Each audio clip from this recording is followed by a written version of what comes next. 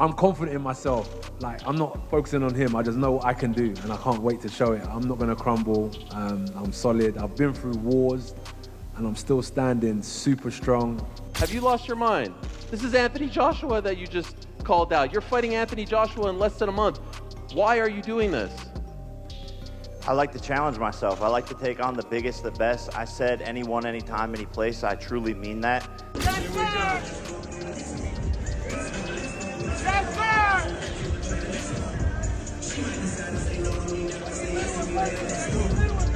Let's go! The lights dropped, the cameras flared, and for a moment the entire arena held its breath as Anthony Joshua leaned across the table, elbows heavy, jaw locked, eyes like cold steel, and told Jake Paul with the kind of quiet menace only the truly dangerous possess. Coaches and greatest fighters in the world, because I have that hunger, that desire. Every time I've been knocked down or been in trouble when I was younger, came back 3 years later, got to the Olympics. Get in trouble again before the Olympics, 3 years later, become world champion after 16 fights.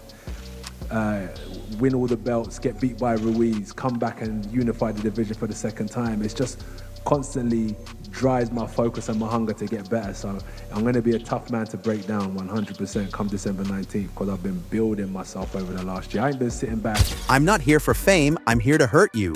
It wasn't shouted, it wasn't barked, it wasn't Twitter trash talk. No, it was the calm announcement of a man who has walked through Olympic fire, conquered heavyweight thrones twice, been knocked down on the canvas of life in boxing, and still returned with that granite look in his eyes that says he has more to give. Jake Paul smirked, shrugged, tapped the mic, and with the blinding confidence of youth said he wasn't worried, that he was built for pressure, that he had zero fear, that this wasn't Anthony Joshua at the peak of his powers. I'll give credit to Jake and his team. They reached out to me, to be fair, and it was a great opportunity for me. So it's an opportunity for me to fight. I wanted to take 12 months out the game, and I'd done that. And then it was time to get back to work, so I was planning on fighting anyway. And actually, I would have been fighting this weekend if I had it my way. And this opportunity presented itself, and I said, yeah, why not? It's great. I think it's massive, it's colossal, it's making big news. We're bringing marketability together with ability. Those two worlds collide. You got Jake Paul versus Anthony Joshua, and we're here in Miami. We're bringing Europe, Africa, Asia, in Nigeria, the whole world together to watch this show on Netflix. It's going to be phenomenal, and that's how we ended up here, basically. Anthony Joshua at the peak of his powers, but just another man in front of me. The room laughed, commentators choked. Even the security guards raised their eyebrows. Because everyone knows what Joshua is, he is not some celebrity cameo fighter. He is a machine forged from years of fighting the biggest, the best, the most vicious heavyweights on earth. And on December 19th, with 10 ounces gloves, no exhibition rules, real judges, real record, real consequences. I think that this has been a misstep from Jake. I think he wanted to make his partners at Netflix a little too happy, and he's gonna walk into it. But like, look it, he loses to AJ. Where does he go from here? Who does he fight? You gonna go back down to 135? The problem is not that he loses to AJ. The problem is the way he's gonna lose to AJ might be life changing. Right. So that's the real issue. It can be life changing in many ways, right? Physically. Yeah. See what he did in Nagano? It's like, but then again, like, if he gets knocked out, he gets knocked out. He promised to show Jake Paul exactly where the line between influencer and elite fighter is drawn. From the moment the contract hit the table, the world lost its mind. Fans said Joshua was crazy, desperate, bored, whatever. Others screamed it was genius. Some whispered the word fixed. Others said public execution. Joshua didn't care. He rolled his shoulders, flexed his neck, and said simply, I like challenges, and I don't crumble. He reminded Your thoughts on this fight? I wouldn't bet on it myself because I just think it's dodgy. Because if I was thinking in my head and I was betting on it, I'd bet AJ within 2 rounds, and I'd put a lot of money on it. But I'm a gambling man, actually. I'm a gambling addict, and I need help. But yeah, I'm not even gambling on this one. I'm leaving it out. How do you see it going?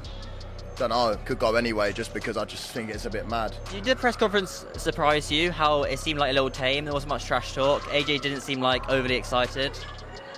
Nah, to be honest, I don't watch boxing presses normally, so I don't know if that's AJ's character, if he's just a humble guy in general.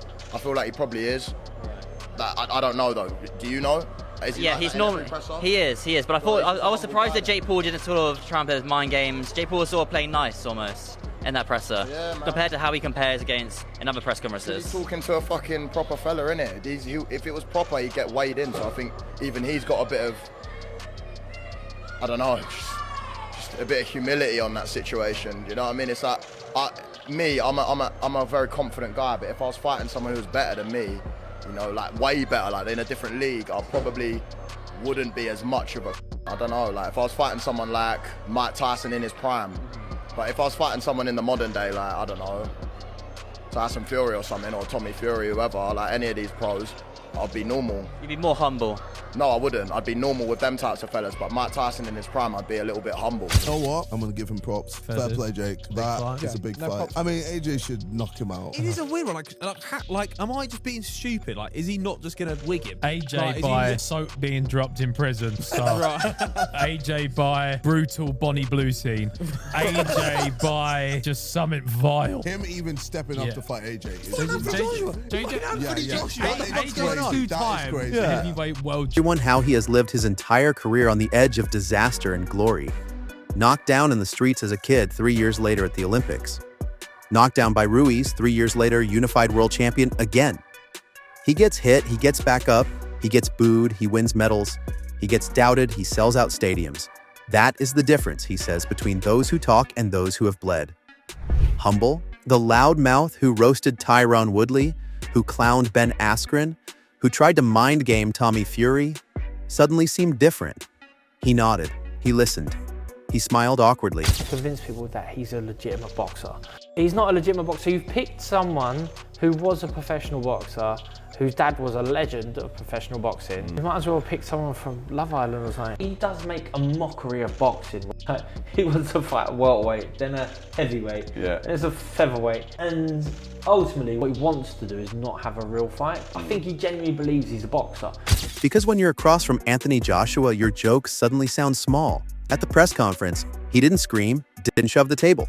He praised Joshua, called him a champion, called him a warrior, told him he admired his journey. And for the first time in Jake Paul's career, fans wondered, is this confidence or fear? The boxing world split in half. AJ smokes him in 1 round, said some. Jake is suicidal, said others. And yet a tiny rebellious minority whispered, what if Jake surprises us? The Wade concept sat in front of his camera, spreadsheets behind him, voice rising, asking, am I wrong? Could Jake actually make this difficult? He pointed at Joshua's stiffness. Jake Paul, not gonna lie, did not ever see this happening, like ever, ever, ever. So were you just as surprised when he agreed to do it as the world was? Yeah, I mean, I had to deal with obviously knowing that it might happen. And then the contract coming through, signed by Jake Paul, and I sort of looked at it, I was like, oh my God, he's done it.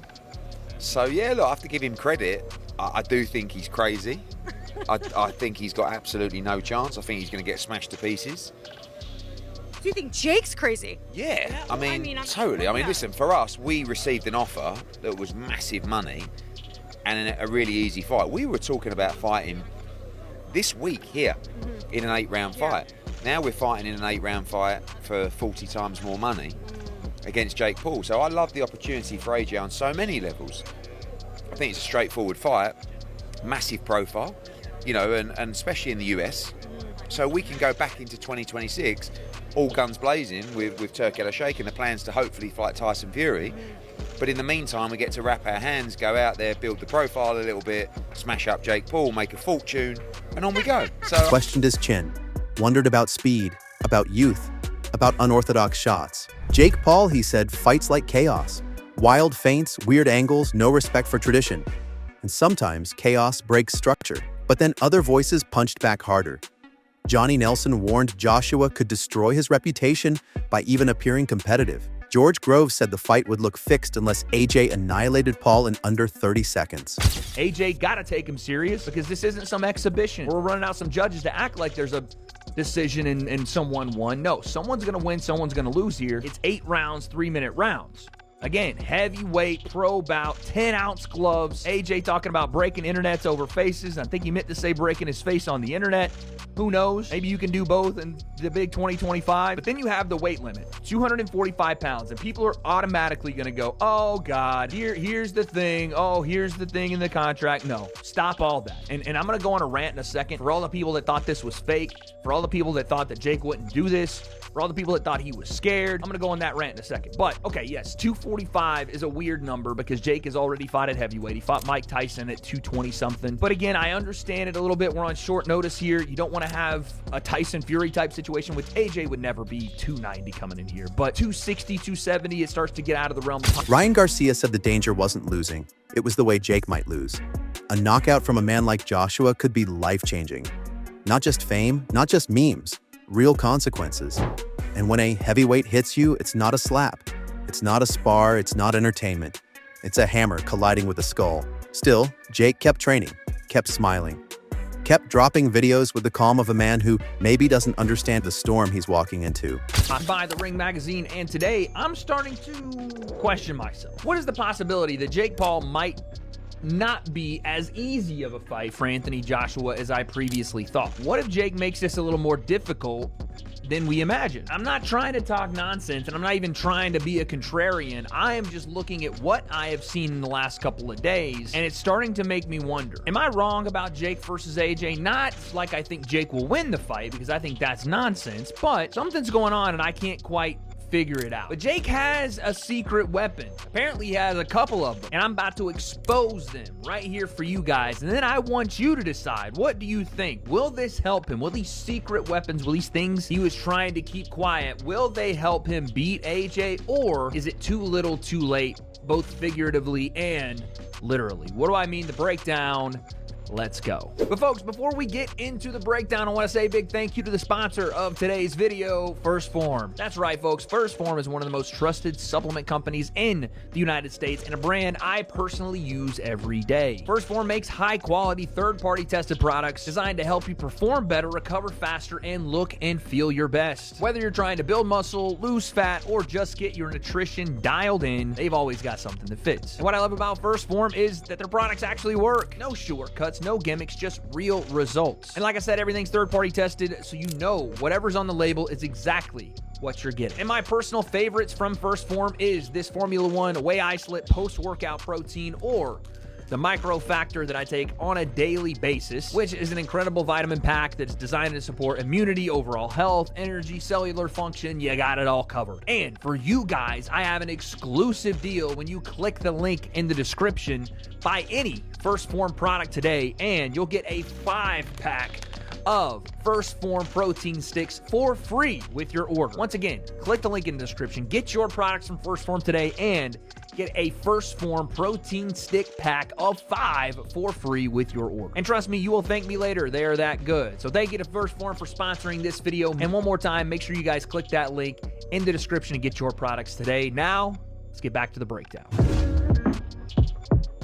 All right, so like I said, Jake Paul got a couple of tricks up his sleeve for this Anthony Joshua fight. Now, again, does it matter what Jake does when we're talking about a fight that was just booked a week and a half ago and now is about 3.5 weeks from happening? Can you get good enough, as prepared as you need to be for an Anthony Joshua fight if you're Jake Paul, who hasn't fought someone in the top, realistically, the top 50? I know Tommy Fury is ranked in the top 50, but anyone that is a top 50 fighter, even in your weight class, let alone a top 10, top 5 heavyweight in Anthony Joshua, who was a 2-time heavyweight champion of the world. Can you get prepared for a guy like that if you brought in, let's just say, a deity, freaking Zeus, Hercules, whoever, to prepare you? Could you do it? I don't think that Jake would have enough time, seeing as he's already undersized. He's not a real heavyweight, and this is... He brought in big sparring partners. He talked about speed. He talked about timing. He talked about secret weapons. He yelled, anyone, anytime, any place. And the internet exploded. December 19th isn't just a fight. It's a gamble of legacy, ego, money, risk, danger, spectacle, and madness. A 2-time heavyweight champion versus a social media billionaire who refuses to admit limits. One man built from fire and iron, One man built from cameras and conviction. Who wins? Everyone thinks they know. Most say knockout. Some whisper, what if? And once the bell rings, all talking stops, all predictions dissolve, all memes become silence. Because when Joshua throws that first punch, the world will know exactly what happens when a heavyweight champion meets a YouTube fighter in a real ring with real gloves and real consequences. This isn't hype. This is history waiting to happen.